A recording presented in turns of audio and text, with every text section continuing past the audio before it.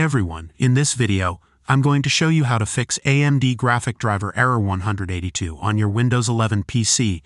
Let's get started. First, head over to the search bar and type in Device Manager. Open it up, expand Display Adapters, and right-click on your AMD graphics card.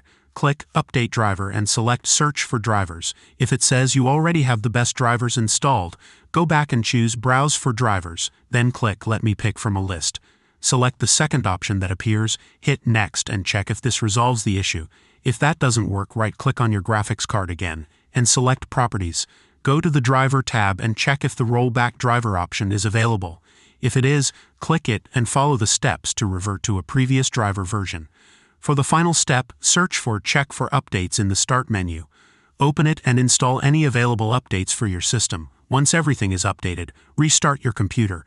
And that's it. After completing these steps, your AMD Graphics Driver Error 182 should be resolved. If this video helped, be sure to like and subscribe for more troubleshooting tips. Thanks for watching.